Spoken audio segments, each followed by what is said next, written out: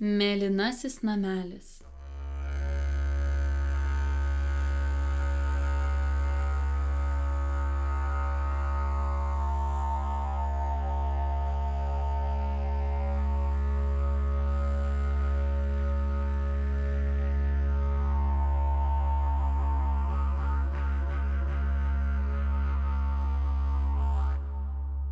Širdyje mes įžiebėme žalią harmonijos šviesą, kuri yra atrama kitoms spalvoms.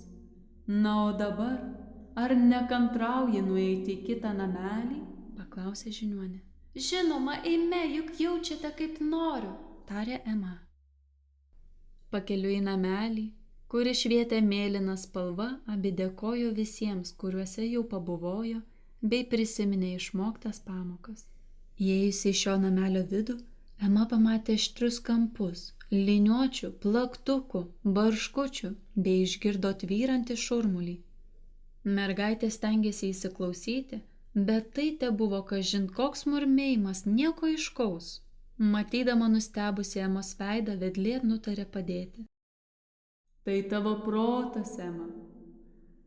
Jis be perstojo tarška, o tas, kas mintyse tarška, tą ir burnytė dažnai tauškia.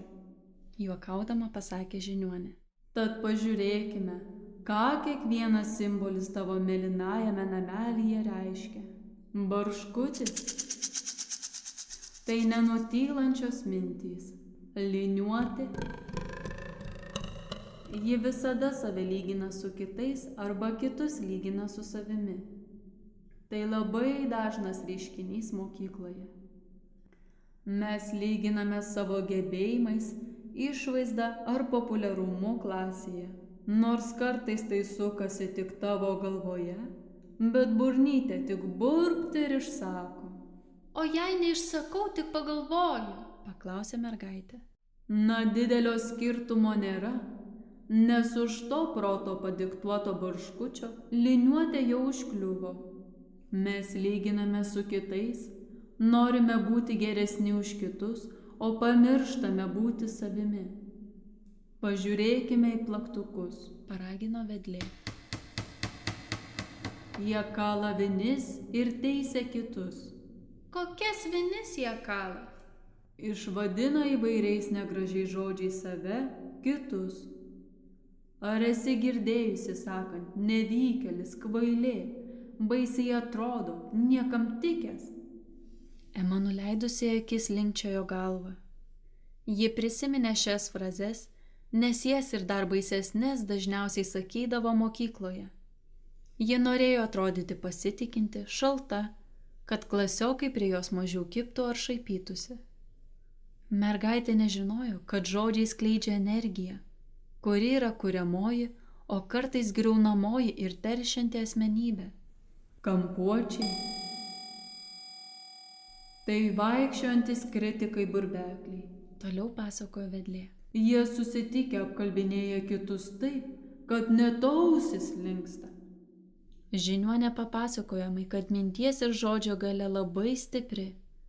Todėl mergaitė suprato, jog mokykloje jos dažnai vartojami žodžiai virto aštriais kampais, barškučiais, plaktukais ir liniuotėmis, kurios apsunkino ir užteršė jos sielą. Emos klasioko Oto tėvai buvo nepasiturintys, todėl paprastai jis neidavo linksminti su draugais. Taigi bičiuliai berniuką pravardžiavo atsiskyrėliu. Ema kartą mintise šaipėsi iš mėlynplaukės mergaitės, kuri jai atrodė kažkokia nepritapėlė ar keista. Klasėje netrūko apkalbų ir silpnesnieji dažnai pritardavo toms apkalboms arba nutylėdavo, neparodydami savo nepasitenkinimo. Neretai jie bijojo paprieštarauti ir nedalyvauti tuose pokalbiuose, nes baiminosi, kad tada bus šaipomasi ir iš jų. Dabar Ema susigėdo, suprasdama, kad nuo žiniuonės negali nuslėpti nieko. Ši veda į namelius ir parodo net ir slapčiausius Emos sielos kampelius. Mergaitė prisiminė ir draugę Frėją, kurią ilgai nenorėjo atleisti, o dabar štai pati mintise apkalbinėjo mėlynplaukę mergaitę. Surinkime šiuos aštrius trikampius, liniuotės, barškučius ir plaktukus, Ema. Surinkus šiuos nemalonius jausmus keliančius daiktus, namuose iš karto pasidarė jaukiau. Žiniuonė, o kodėl jūs manęs nebarate? Juk matote visus mano namo atsineštus nereikalingus daiktus. Brangioji, kodėl turėčiau tave barti, auklėti? Juk tavo viduje barška ir badosi nereikalingi daiktai, kurie tave vargina ir slegia, trukdo eiti šviesos keliu. Aš esu čia tam, kad padėčiau tau atkreipti į visą tai dėmesį ir išmokyčiau apsivalyti, nekaupti jų, kantriai aiškino vedlė. Atsikvėpusi Ema sunkiai vilko iš mėlynojo namelio surinktus daiktus. Lauke buvo labai karšta. Išėjusios į lauką abi pamatė nuostabų paplūdimį. Danguje skraidė ir čiulbėjo paukščiai. Du berniukai žaidė tinklinį, jos draugas Oto pardavinėjo kibinus, dar Ema pastebėjo einančią mėlynplaukę mergaitę. Žiniuonė, čia taip karšta. Ar galiu nusipirkti ledų? Žinoma, Ema, eime. Man šokoladinių ledų, paprašė mergaitė. Pardavėja lėtai padavė ledus ir grąžą. Čia per mažai, aš daviau daugiau pinigų, sunerimo Ema. Oi, tai kiek dar trūksta, sutriko pagyvenusi pardavėja. Paskaičiuokit skaičiuotuvu, vartydama akis atšovė mergaitė. Pardavėja pridėjo jai dar vieną monetą ir paklausė. Ar dabar jau užteks? Jūs juokaujat? Net su skaičiuotuvu nemokate suskaičiuoti? Žiniuonė neištvėrusiai įsikišo į pokalbį. Atsiprašau už netaktišką mergaitės elgesį. Ko gero, jums labai sunku darbuotis visą dieną tokiame karštyje. Jei norite, galiu parodyti, kaip naudoti skaičiuotuvu. Pardavėja nusišluostė prakaitą ir sutiko, kad moteris parodytų, kaip elgtis su skaičiuotuvu. Mergaitė paėmė trūkstamą grąžą ir abi su žiniuone nuėjo toliau. Nevalia kito žmogaus žeminti, net jeigu jis ir suklydo. Juk visada galima pabandyti išspręsti situaciją taikiai. Juk kitaip, mums vėl teks grįžti namo ir rinkti kampuotus trikampius. Dabar eisime pasivaikščioti pakrantę. Norėčiau, kad matytum žmonėse, kas pozityvu ar gražu. Taip pat atsikratytum bent kelių į namus atsineštų nereikalingų daiktų. Vaikščiodama kartu su vedle, Ema pamatė tolėliau sėdinčią mėlynplaukę mergaitę. Ji pribėgo prie mėlynplaukės ir nusišypsojo šiai. Tu tokia laisva ir drąsi. Man be galo patinka, kad nebijai atrodyti kitaip. Ačiū tau už komplimentą. Drąsą ir laisvę galima išreikšti įvairiai.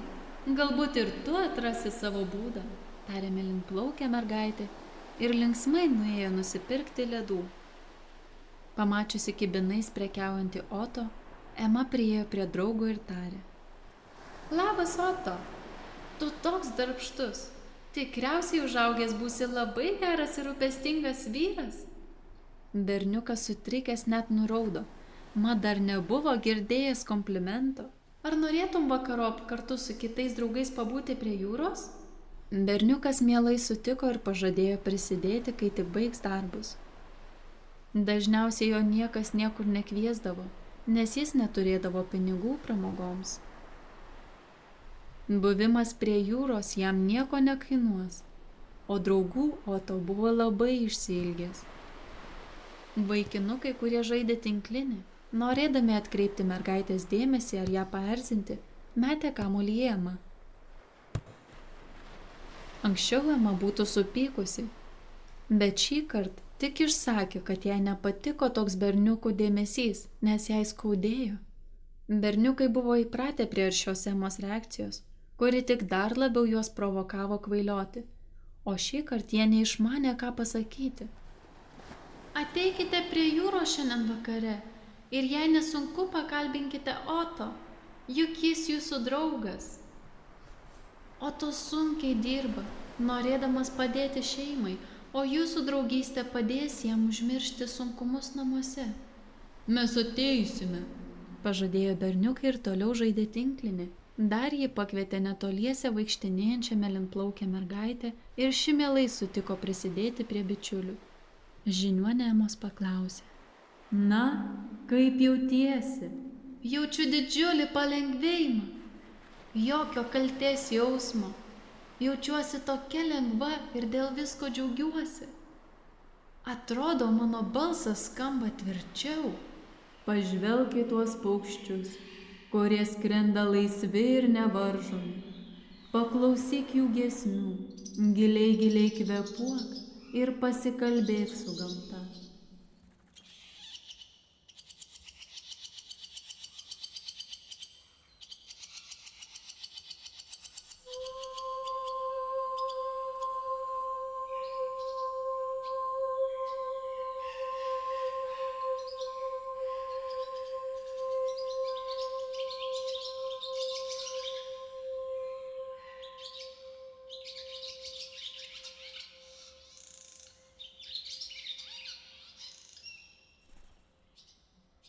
Vakare visiems, kuriuos pakvietei prie jūros, išdrįs parodyti savo kūrybą.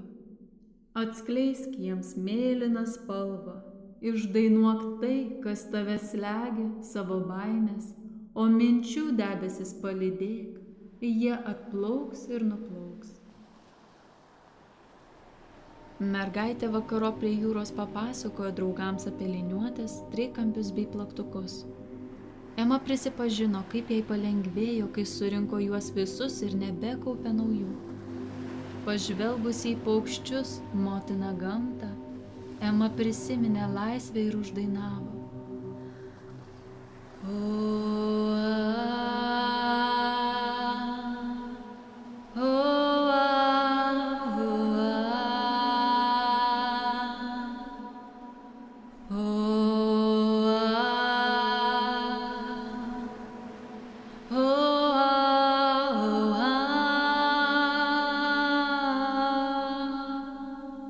Jos balso stygos skleidė laisvą, tyrą ir ausis užburiantį vibruojantį garsą, nuo kurio kūnų bėgo šiurpuliukai. Daina skambėjo iš širdies, jos balsui tai suteikė kitokį atspalvį. Ore daina virto mėlyna spalva. Muzika ir dainos netilo, vienijo visus susirinkusius prie jūros. Žiniuonė griežė smuiku.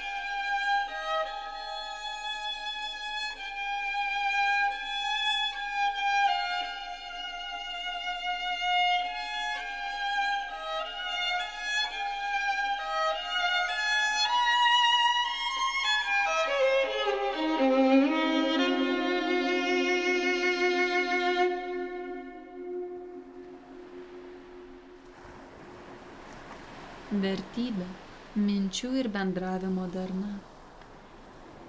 Gebėjimas išsakyti jausmus, tiesa, pasitikėjimas, keiksmažodžių nevartojimas, taisyklinga kalba, tvirta ir aiški balso intonacija, dainavimas. minčių ir ketinimų harmonija, kritikos stebėjimas, sąžiningumas, taktas, pagarba, teigiamas bendravimas, mezgamas ryšys su aukštesniąja jėga.